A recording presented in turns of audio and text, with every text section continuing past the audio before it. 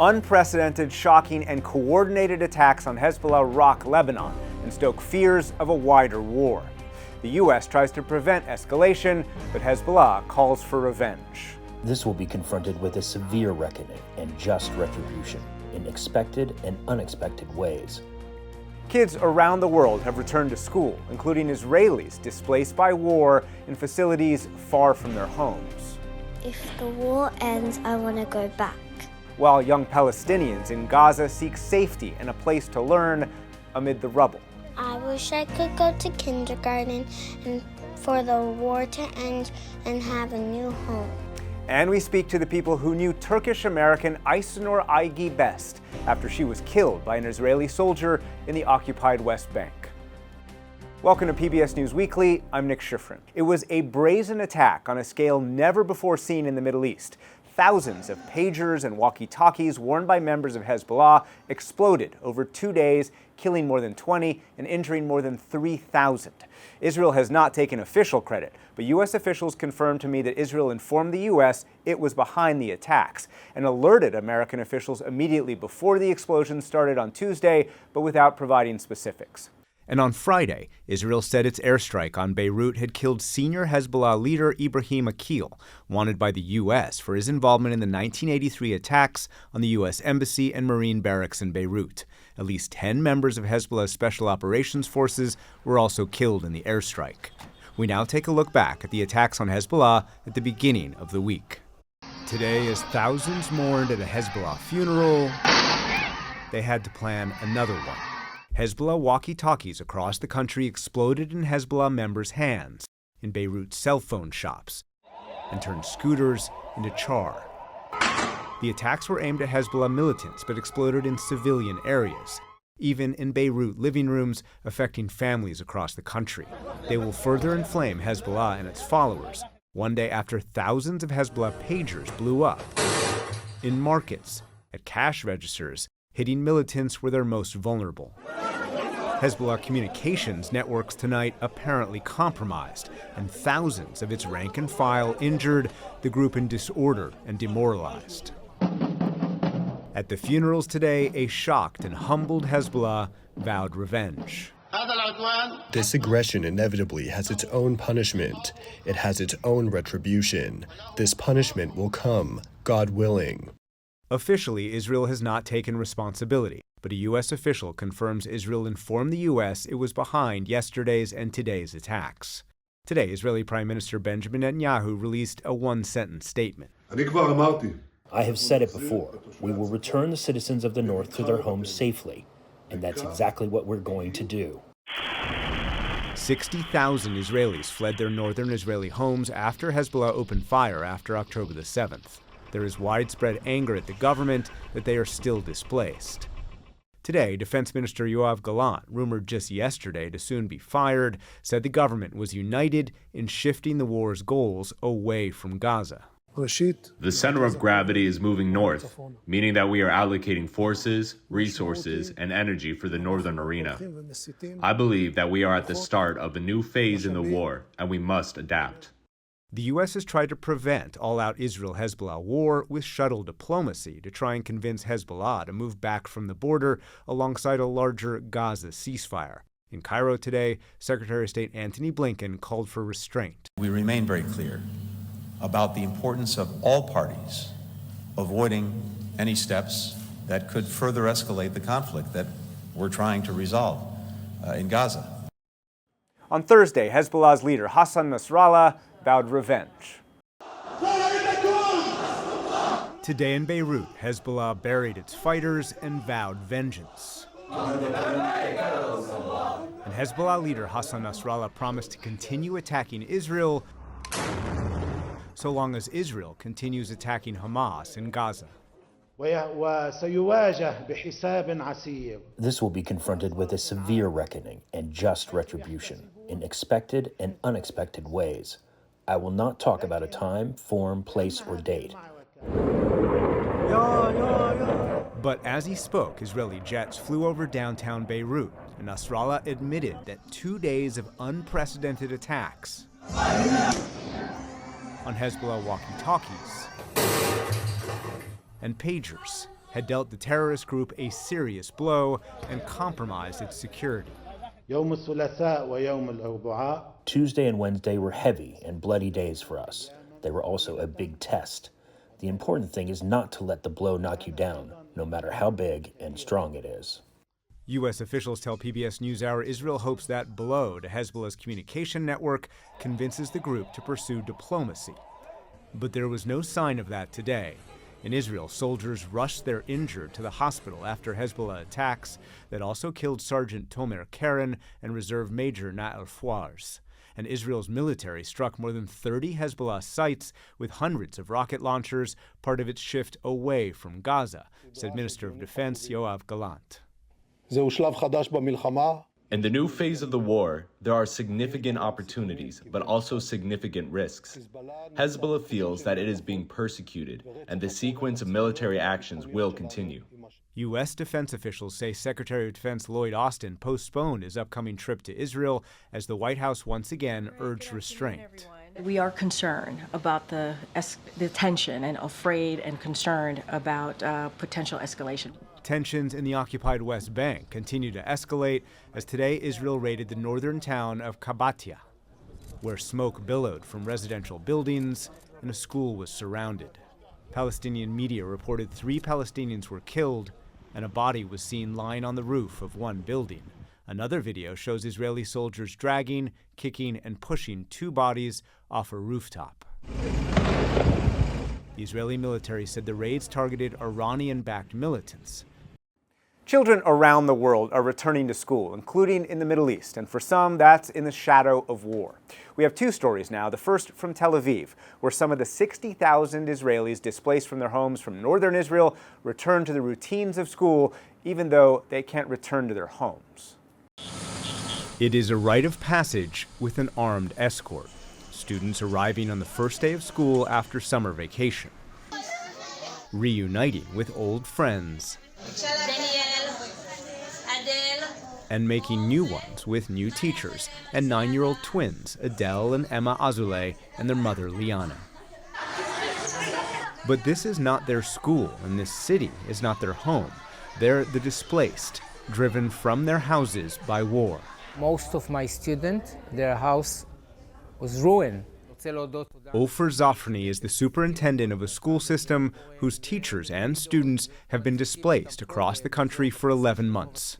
He says the instructors he briefed ahead of their first classes provide students an antidote to war. I think the teachers in Israel in general are holding the torch of the hope. They are giving them schedule, something to wake up in the morning, something to do, a goal. All other things are in chaos. Their homes were in Kiryat Shmona, hit by Lebanese Hezbollah rockets just yesterday and on 200 separate occasions since Hezbollah opened fire on northern Israel the day after October the 7th. It's the largest town in northern Israel, right on the Lebanon border, mostly empty since the Israeli government forced residents to leave. Last weekend, Israel's military preempted a barrage of Hezbollah rockets and missiles, but some got through and hit homes nearby. A mother and 2 kids living here escaped at 5 a.m. thanks to an early warning with seconds to spare. Israeli Defense Forces spokesperson Anna Ukolov. You can just imagine, you can see the damage here outside, and you can just imagine what could happen if this rocket was like a few centimeters and hit the house inside. Okay, so the family alive and everything is okay with them. Just, you know, they don't have a place to live now. They need to look for something else. But they're safe, they're alive. The northern communities are patrolled by soldiers whose own families are displaced, including Lieutenant Colonel Dotan Razili. Hopefully soon, as the war ends, either with an agreement or either by us maneuvering into Lebanon, the civilians will feel safe, even my family will feel safe and come back and build this community again. But 10 months is a long, long time for a community like this to be empty. Which has meant the Azulay twins have lived since last October in this rented apartment, distracted by card games, longing for home. If the war ends, I want to go back. That longing is shared by the students' teachers, who must provide sympathy despite their own suffering. David Bubb teaches English. Extremely challenging for all of us because we don't really have time to think about ourselves. Here at school we're not only teachers, we're psychologists, psychiatrists, mothers, fathers, brothers, anything you can think of. I'm worried about the students. They went through a really tough year last year. A lot of the kids dropped out of school and a lot of the kids have got lost. And so on the first day of school, they try to recreate their lost community. School is not so important to learn, but to be together socially, especially this year that we're separated all over Israel. This is the most important thing. Israelis still suffer and live with national trauma from the violence and horror of October the 7th. But schools are trying to teach its lessons, especially to older students who will soon join a military that failed to protect the country or its own soldiers. We thought that we have the strongest army in the world, and then October 7 happened. Next year they are going to go to the army, the same army that was unprepared to the October 7. And we must give them the lesson for what they need to learn from it, not to be arrogant and not repeat the history. That lesson plan is being written in real time, and some answers cannot be found in a classroom. Now can I ask a question? When can we go back to Kiryat Shmona? It's a question that not only children ask, it's also a plea for this rite of passage to end for everyone. Meanwhile, most of Gaza's 560 schools have been damaged or destroyed, and that means 625,000 students in Gaza have no buildings to return to. In Deir al-Balah in central Gaza, the classroom is a tent. And the students, displaced children of war. Proud to contribute, eager to learn in a class rather than from the conflict they've been forced to endure. We're trying to provide relief for children through education and play so they feel better mentally. Taha Ibrahim is an elementary school teacher, himself displaced, and a volunteer with a French-sponsored program for kids. As educators, we're trying to help students remember what they have learned and at the same time try and cheer them up and relieve them from the pressure they're under despite ongoing bombing and displacement. In a neighboring tent, 8-year-old triplets Lana Batul and Lin Abu Aseh with their younger sister Bisan have a message for the kids around the world starting school this week. We're supposed to go to school. Everyone is going back to school except us in Gaza. You're so lucky. They've lost their home and been displaced multiple times, but have held on to their dreams. Doctora. I wanted to be a doctor because I want to help people who aren't feeling well. When I grow up, I want to be a teacher, so I can teach kids and they can learn. And so the triplets leave their canvas home in the Al Zawaida camp, which has been their refuge for months, and cross just a few steps over the sand to arrive at their canvas school. Tent classrooms like these are all that Gaza's children have. In a war where the UN says more than 9,500 children enrolled in schools have been killed, Gazans say the entire educational infrastructure has been eviscerated. The UN says at least 85% of Gaza's schools have been directly hit or damaged. And in this war, and in every war in Gaza, UN schools transformed to shelters for nearly 2 million displaced, like the Abu Hamisa school in Al-Barej camp. Classrooms once filled with students, now home to families with nowhere else to go. Clothes rather than chalk, dishes rather than drawings, a kitchen and a bedroom all piled up in a corner. When we used to go to school, they would teach us that school is our second home, but now it is in fact our only home. Onana Abu Al-Khair was studying to be a dentist at one of Gaza's top schools, Al-Azhar University, seen here before the war and today. The UN says all of Gaza's 12 universities have been damaged or destroyed. Israel blames Hamas for living in and fighting from residential buildings and using schools turned shelters as cover. Despite it all, Onana Abu Al-Khair tries not to forget what she's learned or what she's lost. Gaza was beautiful, with its people, busy streets, and food. We want to go back to that because we cannot get used to the situation we're in right now. We are not resilient. We are forced and obliged to live this way. Her mother, Suhair. It's as if we're dying slowly while still alive. We want these young kids and students whose life was taken away from them to be able to live again, so they can get up, get dressed, wear their uniforms, eat breakfast and go to school, see their teachers and their friends, study and excel. But those are dreams deferred. UNICEF estimates all of Gaza's children, 1 million people, need mental health and psychosocial support. They have seen too much and had to grow up too fast. Miriam Al-Nabahin is 4.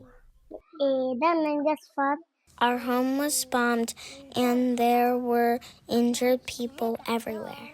There were rocks, little tiny rocks. I wish I could go to kindergarten and for the war to end and have a new home. But for so many, there's no going back. Back home, back to school, back to what childhood is supposed to be. The United Nations this week once more called for an immediate ceasefire in Gaza and for humanitarian aid access there to be unimpeded. For insights on the challenges of getting aid into Gaza, I spoke to the official who leads the UN's Gaza Humanitarian Relief and Reconstruction. Sigrid Kaag is a Dutch politician, a former First Deputy Prime Minister, and diplomat with years of experience at the UN and throughout the Middle East. She is now the UN's Senior Humanitarian and Reconstruction Coordinator for Gaza. She's visited Gaza often since taking over the job earlier this year, and today briefed the Security Council. Sigrid Kaag, thanks very much. Welcome to the NewsHour. In that briefing to the Security Council today, you said the war had, quote, turned Gaza into the abyss. What do you mean? Well, everything is destroyed. Life has halted. Over 41,000 Palestinians have lost their lives and over 90,000 have been injured. And in that group, you have a lot of women, children who've sustained life-changing injuries. So it is dystopian.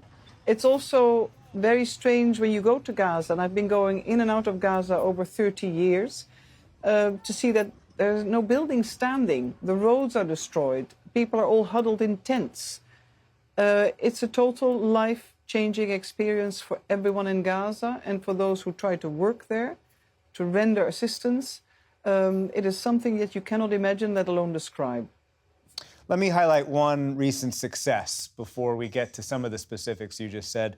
Thanks to agreed pauses in the fighting, the first of 2 rounds of polio vaccines have been completed and have reached 90% of Gaza's 640,000 children. How have the World Health Organization, UNICEF, and UNRWA managed to do that in the middle of a war zone? Well, this basically is because they agreed and worked closely with the Israeli Defense Forces. And at the political level, I've discussed it with the authorities that there should be humanitarian pauses. The parties to the conflict have agreed, and this gave the space to actually reach people safely and securely. But it also meant we needed the cold chain to work, the equipment, the vaccines to be in Gaza, and thousands of volunteers to be in a position to actually do their job. It demonstrates that you need political will to achieve these kinds of operations because it's highly complex and highly dangerous. You noted today that the, quote, breakdown of law and order and looting of supplies are impeding assistance distribution. And you also said that there had been denials, delays, and a lack of safety for humanitarian workers. How short is Gaza of the assistance it needs? Well, the gap is significant, let's face it, and it varies from day to day. It depends on the volume that actually is allowed in, that gets cleared and checked, but also the ability for humanitarians to come to the checkpoints, to the crossings, to retrieve it, to then actually take it back to the warehouses. And that's, of course, also where law and order, safety and security are serious issues. This is not only a matter of supplies to the crossings, it's also our collective ability to receive and distribute. And a lot more needs to happen in order to actually be affirmative in reaching those goals. The UN's Office for the Coordination of Humanitarian Affairs, or OCHA, says between the 1st of September and the 9th of September, only 62 trucks per day entered Gaza. But if you ask Israel, and Israel's coordinator for the government activities in the territories, or COGAT, they point out that commercial Palestinian trucks are entering 163 just yesterday. So why can Palestinians bring in trucks at a scale that the UN is unable or unwilling to do? Well, I'm not going to make a blanket comparison here. What's important is that Gaza needs both. It needs humanitarian goods, because they're free of charge at the end of the day for the population, and it needs commercial goods. And the commercial sector has agreements with the IDF, but often it's the commercial sector from Egypt. It can also be from the West Bank or Israel. And they often organize themselves also that they have security on top of the truck, basically. As humanitarians, we can't do that. So we're both vulnerable, but we're also dependent on the approvals given. The most important comparator, I would say, is before the 7th of October, 1,000 trucks a day entered Gaza. So if you add up these statistics, on a good day, currently, 150 and 60, that's only 210. Now you can then easily conclude that it's nowhere near meeting the basic needs of the population. And the needs have only grown because the whole of Gaza lies in ruins. As you know, Israeli officials question why there is any UN aid or humanitarian aid sitting inside Gaza. They point out the distribution problems within Gaza that you've struggled with. Why haven't you been able to overcome some of those distribution problems? I would turn the question around. There are roles and responsibilities. Under international humanitarian law, the humanitarian workers need to be protected. They cannot be targets. The safety and security needs to be guaranteed. If the volume is too little or it's too unsafe because the fighting continues, humanitarians can't work. We need a ceasefire and we need the unconditional release of the hostages in order to actually start to reach people in a serious manner. Sigrid Kaag, thank you very much. Finally, we turn to tensions in the Israeli-occupied West Bank. There, 26-year-old Turkish-American Ayşenur Aygi was shot dead by Israeli soldiers earlier this month while protesting Israeli settlements. Israel said her death was unintentional. President Biden said that was, quote, totally unacceptable and called for full accountability from Israel. Aygi's family said the president's statements weren't enough. I spoke to two of Aygi's friends, Juliet Majid and Kelsey Nabas. Kelsey Nabas, let me start with you. Can you tell me about your friend? Yeah, so I met Ayşenur a couple years ago on a trip to Istanbul in Turkey. She was such a breath of fresh air and such a light in any room that she walked into. I knew that immediately I was going to be friends with her when I was introduced to her just because of how silly and fun and goofy she was. And I know that after a few conversations, we really hit it off and became super close friends. Juliet Majid, what do you remember?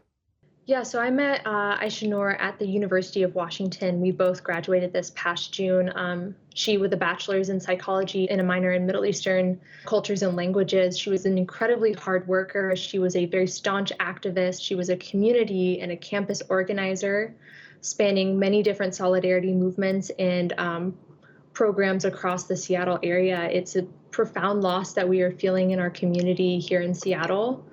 And also, it's a profound loss for the American public in general to lose such a staunch American human rights activist. Kelsey Nabas, why did she travel to the occupied West Bank?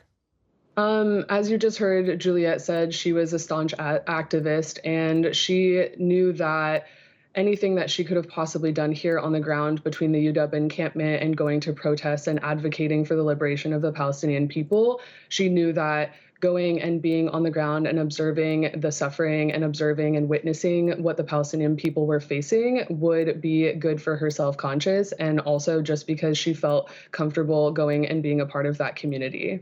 Kelsey Nabas, as you know, the Israeli military says that it is not defending illegal settlements and is in fact trying to crack down on what they call illegal outposts. And as you've seen, the Israeli military has said that she was not the target of this bullet, that what they called, quote, the instigator of the riot was the actual target and it was a ricochet. What's your response to that Israeli military statement? I think what's important here today is that anyone should have the right to peacefully protest and peacefully observe a demonstration from an illegal settlement. I don't think that there was any right to have any live ammunition at that type of place. As we know, they were peacefully having their Friday prayer and peacefully demonstrating against the occupation of farmland in the region. And now they're saying that it was an accident, which is completely deplorable for my best friend. Juliet Majid, what is your message? What is the family's message as well to the Biden administration today? Yeah, so for me personally, I think that the Biden administration statement today was incredibly shameful to release comment about and support the evidence that the Israeli military gave without conducting an independent U.S. investigation into the killing of an American citizen is very shameful. And I don't accept that. I don't accept that we will accept the Israeli military's evidence or proof. What I want to see, what the family wants to see, is this independent U.S. investigation. Aisha Noor was an American citizen. She was an incredible person, and she deserves justice. Her family deserves justice, and they won't get that without an investigation and without the evidence that they are requiring. Kelsey Nabas, Juliet Majid, thank you very much to you both. Thank you. Thank you. And that's it for this week's episode of PBS News Weekly. For all of us, thanks so much for watching.